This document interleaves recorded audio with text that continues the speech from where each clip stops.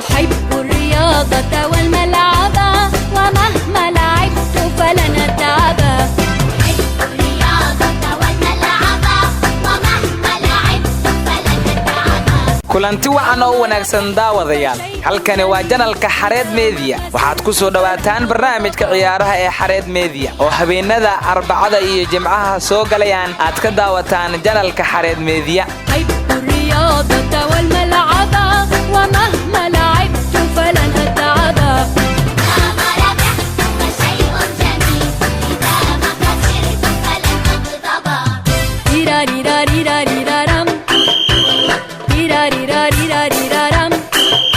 daawadayaal waa habeenimo Arbaca ay soo galayso 18 bisha 2 ee February sanadka 2020. qodobada barnaamijka ciyaaraha ee janalka Xareed Media aad ku daawan doontaan waxaa ka mid ah ka sheekeynta dhammaan shanta horyaal ee qaaradda Yurub, natiijooyinka ka soo baxeen kulamadii toddobaadkan laga ciyaaray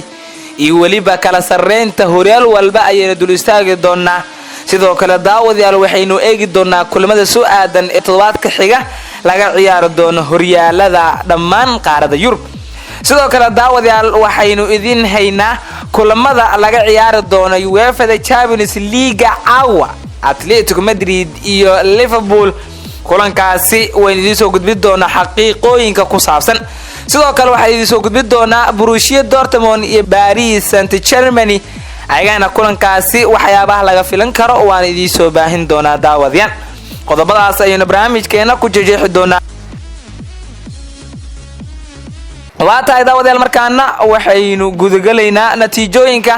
horyaalka English Premier League ayaynu ku bilaabaynaa. England Premier League hadii aynu ku bilaawno daawadayaal natiijooyinkiisa: Everton 3 gool iyo gool Crystal Palace kaga adkaatay, Brighton gool iyo gool Watford ayay la gashay, Sheffield United 2 gool iyo gool AFC Bournemouth ayay kaga adkaatay, Wolves iyo Leicester ebre galeen, Southampton 2 gool iyo gool Burnley ayaa kaga adkaatay, Norwich City gool iyo waxba waxa kaga adkaatay Liverpool oo Liverpool waxa goolkaas u dhaliyay Sadio Mane daqiiqadii 78. Aston Villa 2 gool 3 gool Tottenham kaga badisay, Arsenal waxay 4 gool waxba kaga adkaatay Newcastle United. goolasheedan waxay ka heshay Aubameyang, Lacazette, Nicolas Pepe iyo waliba Mas'uud Mustafa Ozil. kulan kale la wada sugayeen wuxuu ahaa Chelsea United 2 gool waxba ka adkaatay Chelsea ayaana guuldaradaas qaadatay. Stamford Bridge ayaan ciyaartaas ka dhaceysay, United 2 gool waxay kaga mahadcelinaysaa Anthony Martial daqiiqadii 45 iyo waliba Captain Harry Maguire daqiiqadii 66. hal kulan ayaa ka dhiman kulamada 26 ee England Premier League waana Man City iyo waliba West Ham United caawa 5 saac bar ayay ciyaari doonaan. hadii aynu eegno toddobaad soo aadan kulamada 27 ee horyaalka England Premier League ciyaari doono, Chelsea iyo waliba Tottenham, Burnley iyo AFC Bournemouth, Crystal Palace iyo Newcastle United, Southampton iyo Aston Villa, Sheffield United iyo Brighton, Leicester City iyo Man City, Wolves iyo waliba Norwich City, Man United iyo Watford, Arsenal iyo Everton, Liverpool iyo West Ham. waa kulamada 27. kala sareyntiisa hadii aynu eegno, Liverpool hogaaminaysa 76 dhibcood leedahay, kaanka koowaad ku jirta, kaanka labaad Man City 51 dhibcood, saddexaad Leicester 50 dhibcood, afaraad Chelsea 41 dhibcood, shanaadna Tottenham 40 dhibcood ayay leedahay. waxa ugu hooseeyo West Ham 18 ku jirta 24 dhibcood leedahay, Watford 19 ku jirta 24 dhibcood leedahay, Norwich 20 ku jirta 18 dhibcoodna waa ay leedahay. waatahay daawadayaal, markaana waxaynu eegi doonaa kulamada 24 laga ciyaaray horyaalka Isbaanishka ee La Liga. kulamadiisa 24 natiijooyinkooda waxay u dhaceen sidatan: Valencia 2-2 Atletico Madrid ay la gashay, Mallorca gool iyo eber waxay kaga badisay Alaves, Barcelona 2 gool iyo gool Getafe kaga badisay, Villarreal 2 gool iyo gool Levante kaga badisay, Granada 2 gool iyo gool Real Valladolid kaga badisay, Sevilla 2 gool iyo 2 gool Espanyol ayay la gashay, Leganes ebre Real Betis la gashay, halka kulanka Eibar iyo Real Sociedad la baajiyay oo aan toddobaadka laga ciyaarin. Atletico Bilbao gool waxba Osasuna kaga badisay, Real Madrid 2 gool iyo gool Celta Vigo ayay la gashay. kulamada xiga ee toddobaadka soo aadan laga ciyaari doona liigaha kulamadiisa 25aad, Real Betis Real Mallorca soo dhabeey doonta, Celta Vigo Leganes soo dhabeey doonta, Barcelona Eibar soo dhabeey doonta, Real Sociedad Valencia soo dhabeey doonta, Levante Real Madrid soo dhabeey doonta, Osasuna Granada soo dhaweey doonta Alaves Athletic Bilbao ay soo dhaweey doonta Real Valladolid waxay soo dhaweey doonta Espanyol Cateve waxay soo dhaweey doonta Sevilla Atletico Madrid waxay soo dhaweey doonta Villarreal kala sareyntii sidii aynu eegno Real Madrid hogaaminaysa kaalmada koowaad konton 3 dhibcood leedahay labaad Barcelona konton 2 dhibcood leedahay saddexaad Cateve 42 dhibcood leedahay afraad Atletico Madrid ku jirto 40 dhibcood ay leedahay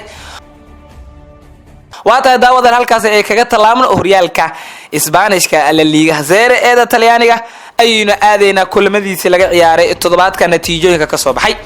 kulamada laata afraad ee Serie A ayaa la ciyaaray toddobaadkan Lecce 2 gool iyo gool waxay kaga badisay Spal Bologna 3-1 Genoa kaga badisay Atalanta 2 gool iyo gool Roma kaga badisay Udinese eber waxa la gashay Hellas Verona Juventus 2-1 Brescia kaga badisay Sassuolo gool waxba Parma kaga adkaatay Sampdoria 5 gool iyo gool Fiorentina kaga adkaatay Cagliari hal waxba Napoli kaga adkaatay Lazio 2 gool iyo gool Inter kaga badisay halka Milan gool waxba ay Torino kaga farxalatay kulamada xiga 25aad waxay u dhici doonaa sidatan Brescia Napoli soo dhaweey doonta Bologna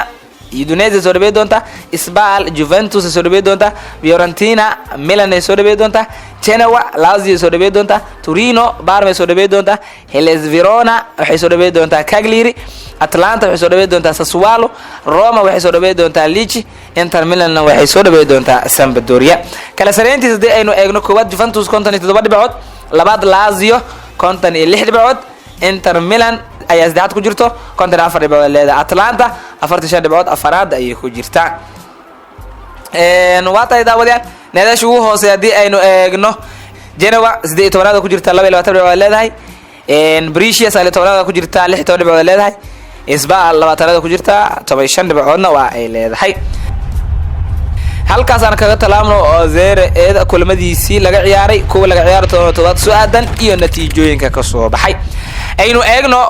horyaalka dalka Germany kulamadiisa 22aad laga ciyaaray toddobaadkan Borussia 4 waxba waxay kaga badisay Frankfurt Augsburg waxay gool iyo gool laga gashay Freiburg Hoffenheim waxa 2 gool 3 gool kaga adkaatay Wolfsburg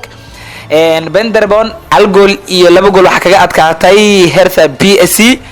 RB Leipzig 3 gool waxba waxay kaga adkaatay Werder Bremen Union Berlin 2 gool 3 gool waxa kaga adkaatay Bayer Leverkusen Fortuna 4 gool iyo gool Mönchengladbach kaga adkaatay Köln 4 gool iyo gool Bayern Munich ayaa kaga adkaatay Mainz eber 5 iyo Schalke eber 4 waxay ku heshiyeen eber iyo eber kulamadiisa 23aad aynu eegno ee toddobaadka soo laga ciyaari doono Bayern Munich waxay soo dhaweey doontaa Paderborn Mönchengladbach waxay soo dhaweey doontaa Hoffenheim Freiburg waxay soo dhaweey doontaa Fortuna Hertha BSC waxay soo dhaweey doontaa Köln Werder Bremen waxay soo dhaweey doontaa Borussia Dortmund Schalke eber 4 waxay soo dhaweey doontaa RB Leipzig Bayer Leverkusen waxay soo dhaweey doontaa FC Augsburg Wolfsburg waxay soo dhaweey doontaa Mainz eber 5 Eintracht Frankfurt waxay soo dhaweey doontaa Union Berlin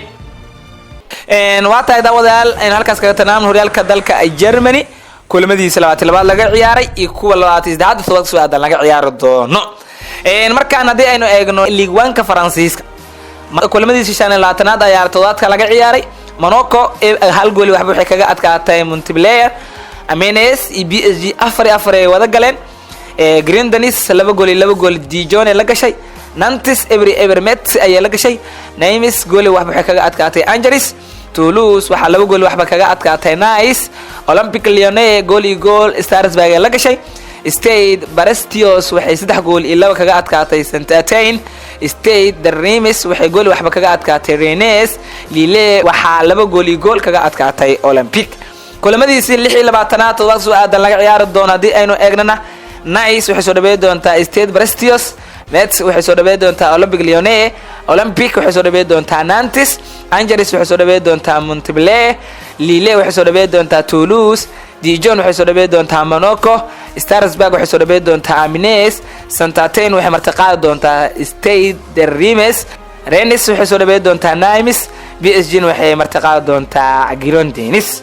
kulamada 26aad ee horyaalka Ligue 1 Faransa laga ciyaari doono ay kuwaas ahaayeen daawadayaal markaan waxaynu soo gaarnay qeybaha ugu dambeeyay ee barnaamijkan waxaynu eegi doonaa horyaalka qaaradda Yurub ee UEFA Champions League ayaa caawa dib loo ambaqaadi doona waxaynu fiirin doonaa goolelinta hogaaminaya caawinaada iyo waliba kooxaha caawa ciyaari doona shaxahooda iyo waliba waxyaabaha ay ku soo shartageen aan ku hormarnay goolelinta waxaa hogaaminaya Roberto Lewandowski 10 gool uu leeyahay Bayern Munich oo ciyaara